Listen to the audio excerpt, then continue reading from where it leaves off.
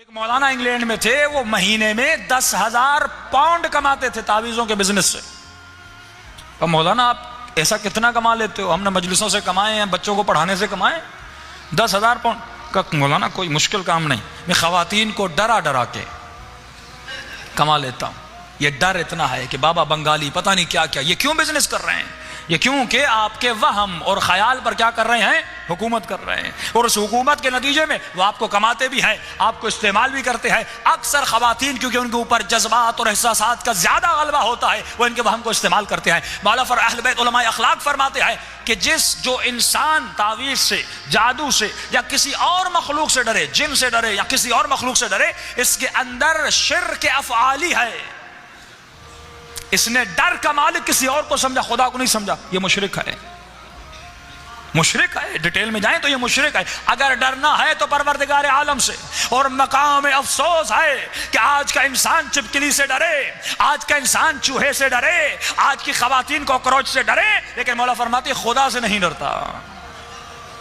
بد حجاب ہو کر گھومتی ہے، خدا سے نہیں ڈرتی، چپکلی سے ڈرتی ہے۔ اب روایت سنیے معصوم کی، فرمایا جو انسان دنیا میں خدا سے نہ ڈرا لیکن اللہ کی مخلوق سے ڈرا، انہی حیوانات سے ڈرا، فرمایا قیامت کے دن اسی حیوان میں اٹھائی جائے گی، اسی کی شکل میں بلند کیا جائے گا۔ نہ ڈرو۔ اب آپ کہیں کہ مولانا جادو میں کیسے اثر نہیں؟ دیکھیے اس کے، اب کہیں کہ مولانا روایات میں یہ بھی تو ملتا ہے کہ دوپہر کو قبرستان نہ جائیں، تو کیوں نہ جائیں؟ کل میں نے کہا تھا قبرستانوں میں جنات سوتے ہیں۔ معصوم نے فرمایا دوپہر اور رات کے لیٹ نائٹ ان کے سونے کی جگہ ہوتی ہے، تو اگر جانا بھی چاہو تو زبان پر یہ ذکر کیا کرو کہ لا حول ولا قوت الا باللہ العلی العظیم، اور بلند آواز میں کیا کرو تاکہ پروردگار عالم تمہاری آواز ان تک پہنچا دے اور تمہارا راستہ کھول دیں، اور وہ راستہ بناتے بھی ہیں کیونکہ تو اشرف المخلوقات ہے۔ ہاں، یہ جادو تمہیں نقصان نہیں دے گا۔ آسان سا ذکر ہے سورہ قل اعوذ برب الناس، قل اعوذ برب الفلق۔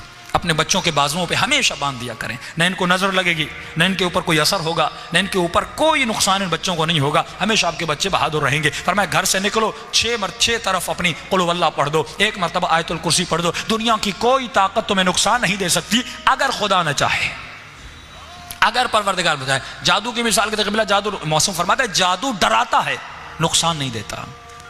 جادو ڈراتا ہے، نقصان آپ کو بالکل نہیں دیتا۔ آپ کہیں گے کیسے؟ قرآن سے دلیل دیتا ہو چلوں۔ حضرت موسیٰ کے لیے فرمان ہے کہ حضرت موسیٰ علیہ السلام جب ان جادوگروں کے مقابلے میں گئے تو ان جادوگروں نے رسیاں پھینکی، وہ سانپوں میں بدل گئے۔ حضرت موسیٰ نے عصا پھینکی، ایک بہت بڑا اژدہا بن گیا۔ اس اژدہا نے ان سانپوں کو کھا لیا۔ ایک مرتبہ تمام تر جادوگر موسیٰ کے قدموں میں گر گئے اور کہنے لگے آمنا برب موسیٰ و رب ہارون، ہم رب موسیٰ پر ایمان لے آئے، رب ہارون پر ایمان لے آئے۔ ایک مرتبہ فرعون غصے میں آ گیا کہ بھائی تم نے بھی سانپ بنائے، موسیٰ نے بھی سانپ بنایا، فرق کتنا تھا؟ اس کا سانپ بڑا تھا، تمہارے سانپ چھوٹے تھے، سجدہ کرنے کی کیا ضرورت تھی؟ انہوں نے کہا فرعون ہم جادوگر ہیں، ہمیں پتہ ہے کہ جادو کیا ہے اور معجزہ کیا ہے۔ فرمایا ہمارا جادو ڈرا سکتا ہے، کھا نہیں سکتا۔ موسیٰ کے معجزے نے کھا لیا، یہ معجزہ، یہ جادو نہیں ہے۔ تو آپ کو صرف ڈرا سکتے ہیں آپ کے وہم کو استعمال کر کے۔ بہت سارے اس کے پریکٹیکل واقعات ہیں کہ دبئی